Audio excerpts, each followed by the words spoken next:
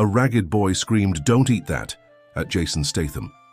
And in the very next moment, the world they both knew turned upside down. The air burned in his lungs as Jason ran through the busy streets of Manhattan, his heavy steps echoing against the cold concrete. The December sky was laden with dark clouds, and thick flakes of snow began to fall, melting upon touching his feverish face. It wasn't the biting cold that terrified him, but the menacing silhouette he had seen emerging among the tourists several blocks back. "Stop right now!" shouted a male voice behind him. Jason stumbled, his exhausted body nearly yielding to the slippery pavement. The scarf he'd been using to hide his face fell, briefly revealing his familiar features, which even in that moment of despair could be recognized by any action movie fan. With trembling fingers, he adjusted the hood of his coat and continued, now visibly limping, carrying in his arms a little boy no older than 10. Pedestrians diverted with curious glances, some slowing their pace as they passed by the figure. Running with a child. No one stopped. No one ever stopped in the city that never sleeps. A yellow taxi screeched to a halt a few meters ahead. The rear door opened like a promise of salvation. "Get in now," ordered the driver, a man with graying facial hair and a determined look. Jason hesitated, the terror of the impossible choice crystallized in his eyes. Trust that stranger or face whoever was chasing them? A loud bang echoed, ricocheting off the glass facade of the nearby store. The decision was made. He dove into the vehicle with the boy in his arms, and the taxi accelerated instantly, leaving behind only the echo of gunshots and the trace of a life that, just hours before, had seemed so normal. "What did that child see that was so important?" asked the driver, glancing in the rearview mirror at the boy trembling in Jason's arms. Jason took a deep breath, tasting the metallic flavor of fear in his mouth before answering, "Truth. And it's killing people." 6 hours earlier, Jason. Statham would never have imagined he'd be fleeing the streets of New York with an unknown boy. The renowned British actor was enjoying a rare moment of anonymity during the filming season in the city. Dressed in a simple coat, scarf, and worn boots, he appeared to be just another ordinary citizen, eager to savor a simple hot dog bought from a street vendor. The transformation began the moment he was about to take his first bite. A sharp, desperate cry tore through the cold air. "Don't eat that!" It was the voice of a destitute little boy whose expression bore as much fear as urgency. The youngster, with his face smeared with mud and ragged clothes, pointed with wide eyes to the food Jason was holding as if it harbored a deadly danger. The impact of that cry, so unexpected and full of intensity, made the actor freeze for a brief moment, leaving the hot dog inert in his hand while he tried to understand the origin of the warning. Moved by innate compassion and the memory of hard times away from the spotlight, Jason quickly set aside the food and approached the boy. Adopting a calm and welcoming stance, he spoke in a soft, serene voice, trying to ease the panic reflected in the child's eyes. "Hey, it's all right. Why shouldn't I eat that?" he asked gently, crouching to be at the boy's level. "They put something in it. I saw when the man in the black overcoat talked to the vendor and pointed at you," the boy replied in a low voice, nervously glancing around. Although the situation seemed surreal, something in the sincerity of the plea made Jason believe that there was indeed a hidden risk in something as mundane as a simple street snack. So he decided to follow the boy to understand better what was happening.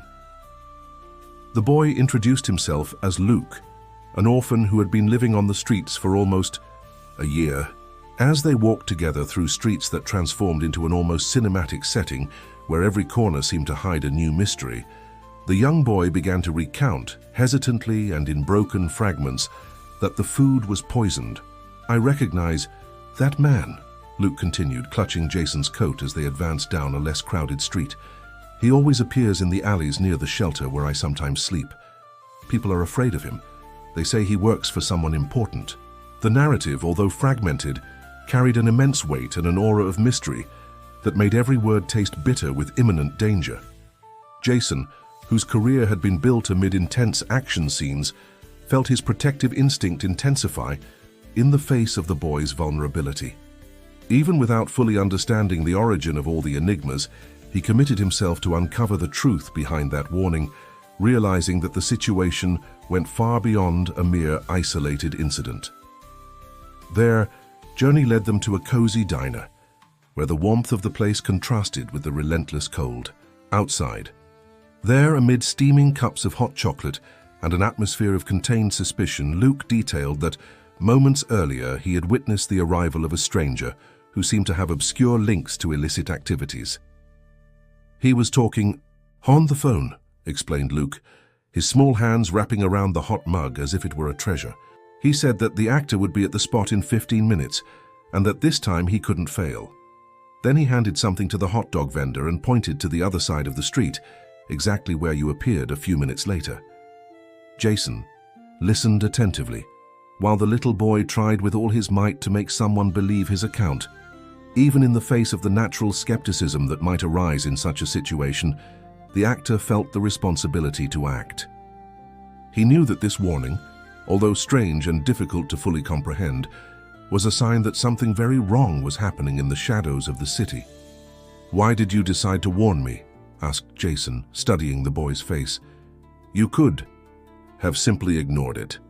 Luke lowered his eyes, a gesture that made him seem even younger and more vulnerable. "My mom, before she disappeared, she always said that doing the right thing was important, even when no one was watching." After the conversation ended, a palpable tension settled in the diner's air. The sense of danger was almost tangible, and every sound, from the clinking of cutlery to the distant murmur of conversations, seemed to herald the approach of something sinister. Jason, now with renewed purpose, felt the need to protect the boy at all costs. Even though he knew that his decision might set him on a collision course with a network of dangerous criminals, he could not allow the boy's fear to turn into tragedy. "We need to alert the authorities," he finally said, leaving some money on the table to pay for the drinks. "No," exclaimed Luke, grabbing Jason's arm with surprising strength. "The police aren't going to believe me. They never believe street kids. And I think some of them might be involved." "What do you mean?" "The man in the overcoat. I once saw him handing an envelope to a policeman near the park. The same policeman who always makes us move along when we're begging for change."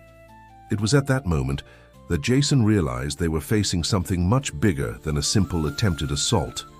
If the boy was right, there was a coordinated operation, possibly targeting the actor for reasons he completely didn't understand. Determined, Jason led Luke out of the diner, planning to take him to a hotel where they could calmly think about their next steps. However, barely having turned the corner, they spotted the man in the black overcoat standing by a limousine, talking with two men of a threatening appearance. On pure instinct, Jason pulled Luke into an alley, sheltering him behind a large dumpster. As they watched the scene, "It's him," whispered Luke, fear emanating from his trembling voice. "And that one next to him in the grey suit is the policeman I mentioned." The boy's confirmation was the final element Jason needed to be sure that they were in real danger. As they silently backed down the alley, seeking an alternative route, the actor realized that his face had been recognized in the diner. An employee was pointing in their direction while speaking on the phone. "We have to run," murmured Jason, and thus began the desperate escape through the streets of Manhattan. For the next hour, they used every possible tactic to shake off their pursuers, entering department stores and exiting through back doors, blending in with groups of tourists, zigzagging through narrow alleys that Luke knew from his street survival experience. But with every corner they turned, it seemed there were more people looking for them. "How do they find us so fast?" asked Jason, out of breath, as they hid momentarily at the service entrance of a restaurant. "Cameras," replied Luke, pointing to the numerous security cameras installed on the facades of the buildings. "The whole city is full of them." That was when Jason understood the magnitude of the situation. If they were using the urban surveillance system, it meant connections with authorities at very high levels. What initially seemed like an isolated attempt on his life was now revealed as a sophisticated operation, with resources and reach that were truly frightening. "Luke, you know they're not just after me, right?" asked Jason, staring intently into the boy's eyes. "They want you too for having seen what you saw." The boy nodded slowly, his eyes revealing an understanding beyond his years. That's why we can't trust anyone. The taxi wound through the heavy late afternoon traffic, while Jason tried to calm Luke, whose breathing was still rapid from panic. Glancing through the rear window, he saw no immediate signs of pursuit, but he knew it was only a matter of time. "Where do you need to go?" asked the driver, who introduced himself as Marcus. "You seem to be in serious trouble." "We need to leave the city," replied Jason, deciding to trust the man who had risked stopping to help them. "Do you have any idea how we can do that without hitting major checkpoints?" Marcus studied them through the rearview mirror, his gaze revealing a mix of caution and compassion. "I know a few alternative routes. I was a taxi driver in this city for 25 years. I know how to avoid the main cameras." "Why are you helping us?" inquired Jason, his natural distrust honed from having faced betrayals both on screen and in real life. "I recognize you from the movies," Marcus smiled briefly. "But it's not about that. It's for the boy. I have a grandson about his age." His smile quickly faded. "And I've seen enough in this city to know when someone is running for a good reason." Luke, who had remained silent, clutching Jason's coat as if his life depended on it, finally spoke. "They're going to hurt a lot of people, not just us." "What do you mean?" asked Jason, feeling a new chill run down his spine. "When I was hiding behind the boxes near the vendor, I heard more," explained Luke. "The man in the overcoat said that you were just the beginning, that there was a list of inconvenient people who needed to be removed before the big event on New Year's." Jason and Marcus exchanged worried glances in the rearview mirror. "New Year's event in Times Square?" asked Marcus, his voice now laced with genuine concern. Luke nodded slowly. "They mentioned something about making a demonstration that no one would forget." The realization of what might be at stake hit Jason like a punch to the gut. If the boy was right, they weren't just dealing with an isolated assassination attempt, but possibly with plans for a large-scale attack, targeting one of the largest concentrations of people in the world at the turn of the year. "We need to contact federal authorities," decided Jason. "Someone out of reach of local corruption." "I know someone," said Marcus after a moment of reflection. "My niece works at the FBI in the counterterrorism unit. I can try to contact her, but we'll need to be extremely careful." As the taxi followed secondary streets, moving away from downtown Manhattan, Jason kept Luke close, trying to comfort the boy who had risked everything to save him. The irony of the situation was not lost on him. He, who had played heroes in dozens of films, now found himself in a real life-or-death situation, depending on the courage of a street kid and the kindness of an unknown taxi driver. Marcus briefly parked at a secluded gas station, using a payphone to make a quick call. When he returned to the car, his face showed signs of relief. "She'll meet us at a safe location," he informed. "An apartment in Queens that the FBI uses as an informal staging point. No one knows about it except for her unit." The journey to Queens was tense, with Marcus taking intricate routes to avoid the major monitored roads. Jason watched every approaching vehicle, ready to protect Luke at the slightest sign of danger. "How did you end up on the streets, Luke?" Jason asked gently, trying to distract the boy from his constant fear. "My mom disappeared almost a year ago," he replied, his voice choked with contained emotion. "She was an investigative journalist. She was working on a big story about police, corruption and connections with organized crime. One day she just didn't come home." His eyes welled up, but he continued with surprising determination. "The police said she probably left the city, maybe even the country. But I knew she would never leave me voluntarily." "And your dad?" Jason asked softly. "He died when I was little. He was a firefighter." The boy's story struck Jason deeply. This kid who had lost everything still found the strength to do what was right, to try and save a stranger from a danger that many adults would have ignored. "Let's find answers, Luke," Jason promised, surprised by the determination in his own voice. "And if your mom is somewhere, we'll find her too." The taxi finally stopped in front of a discreet apartment building on a quiet street in Queens. Marcus turned off the engine and faced them. Apartment 503. My niece, Agent Green, should be waiting. I'll stay down here to make sure no one suspicious approaches. Jason shook the taxi driver's hand firmly, promising to compensate him adequately once everything was over. Just stay alive, Marcus replied simply, and stop whatever it is they're planning. With Luke firmly in hand, Jason entered the building, quickly ascending the 5 flights of stairs instead of risking the elevator. In the silent hallway of the 5th floor, they found apartment 503. After a coded knock, as Marcus had instructed, the door was opened by a middle-aged woman, her brown hair tied in a severe bun, and eyes that revealed years of experience in high-risk situations. "Come in quickly," she said, checking the hallway before closing and locking the door. "I'm Agent Sarah Green. My uncle said you have information about a possible terrorist threat." Jason immediately recognized the agent's professionalism, which brought a slight relief to the tension he carried. As she led them to the minimalist apartment living room, clearly maintained only for operations, he began to explain the situation, from Luke's warning about the poisoned hot dog to the information about the New Year's plan. Sarah listened intently, making occasional notes and interrupting only to clarify specific details.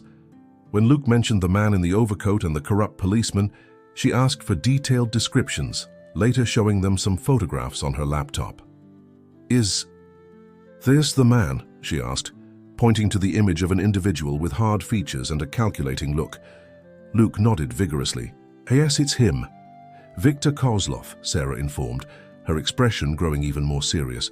"A former KGB agent, now working as a mercenary for various extremist groups. He had been on our watch list for months, but we never had concrete proof of his activities on American soil." She turned the screen to show another photo. "And is this the policeman you saw with him?" "Yes," confirmed Luke. "He always patrols the area near the park." Detective Richard Morrison. We had long suspected his ties to criminal organizations, but never had enough evidence for a formal charge. Sarah closed her laptop with a determined expression. "What you've brought is exactly what we needed to open an official investigation." The relief that was beginning to settle in was brutally interrupted by the shrill sound of gunshots coming from the ground floor, followed by the noise of shattering glass. "They found us," murmured Sarah, immediately drawing her weapon. "We need to get out now." "And Marcus?" asked Jason, concerned for the taxi driver who had been keeping watch. "My uncle can take care of himself," she replied, though her tone revealed worry. "There's an exit at the back. Let's go." They ran toward the kitchen and the fire escape, the sound of heavy footsteps ascending the main stairs echoing in the hallway. Sarah shoved Jason and Luke forward, positioning herself to cover their rear. "Take the service corridor down to the ground floor, then follow the alley to the parallel street. There's a black car parked with the keys in the glove compartment. Drive to the FBI regional office at Federal Plaza." "Aren't you coming?" asked Jason, reluctant to leave her behind. "I'm going to delay our pursuers and meet you there," she replied with a confidence that didn't quite convince even herself. "Now go."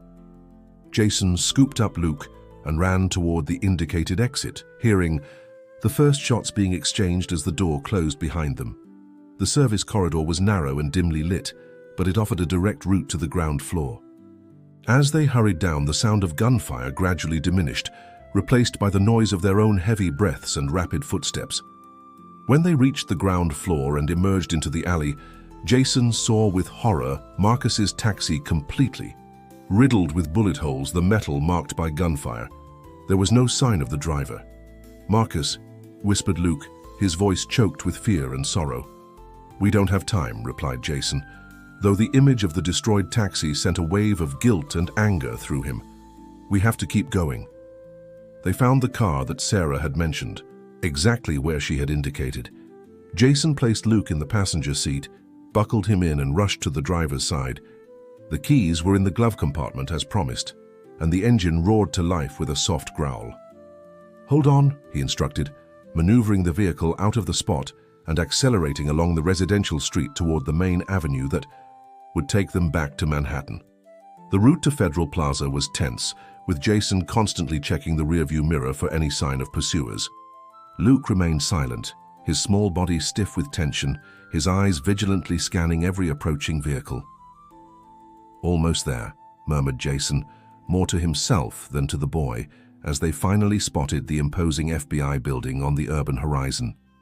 It was then that they noticed a police barricade blocking the street that led to the federal building.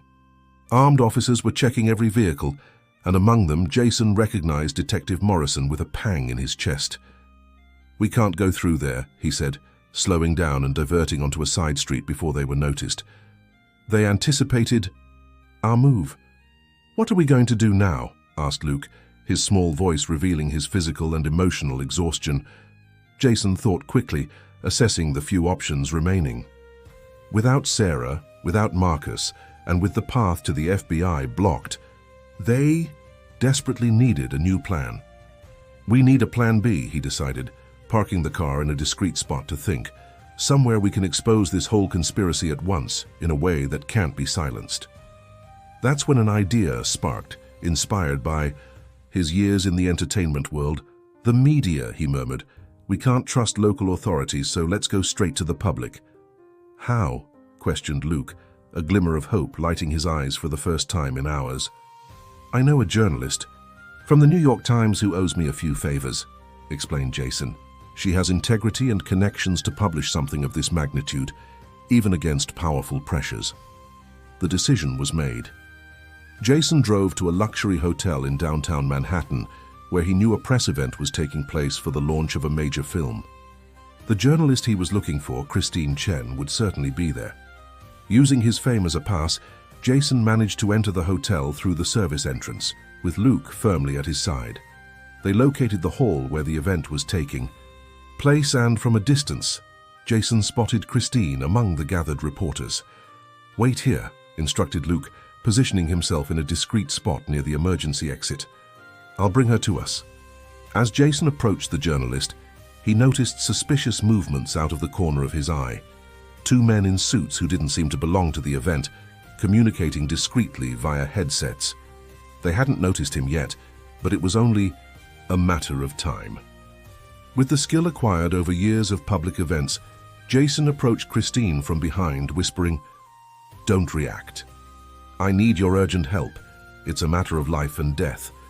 The journalist, instantly recognizing his voice, maintained her professional composure as she discreetly responded, "South Lobby, 30 seconds.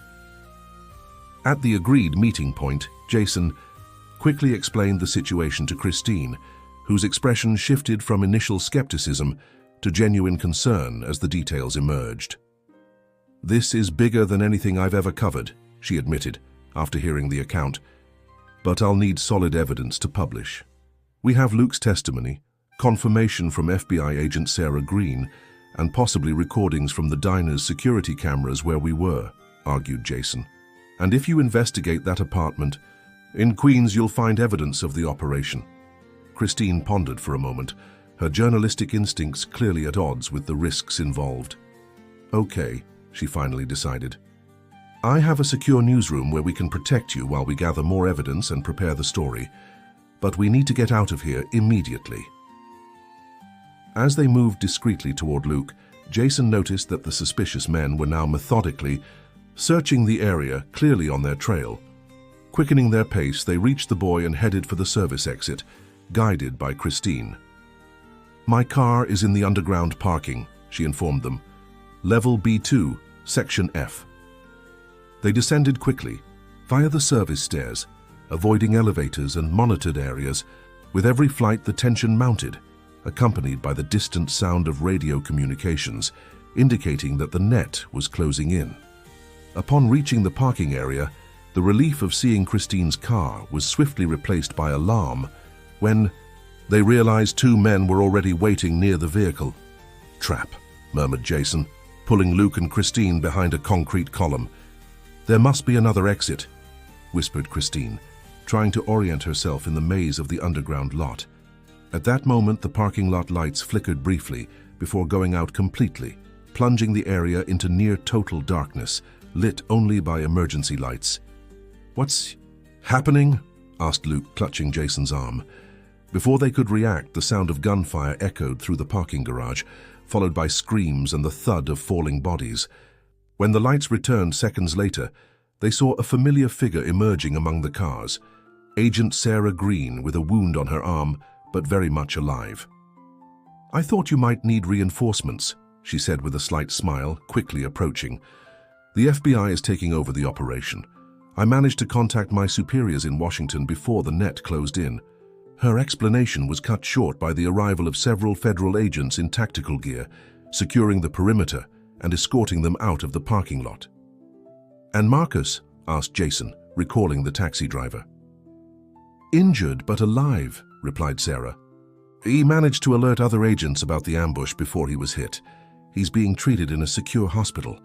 As they were led to an armored vehicle and driven away from the hotel toward a safe location designated by the FBI, Christine was already working on her laptop, preparing the story that would expose the entire conspiracy. Sarah coordinated a massive operation to dismantle the criminal network before they could execute their New Year's plan. And Jason, for the first time in his life, was experiencing an adventure more intense and significant than any role he had ever played. Watching Luke fall asleep, exhausted, beside him, he understood that simple warning, "Don't eat that," had not only saved his life but potentially the lives of thousands of innocent people. Truth, as the boy had said, was killing people. But now, finally, it was also beginning to set others free.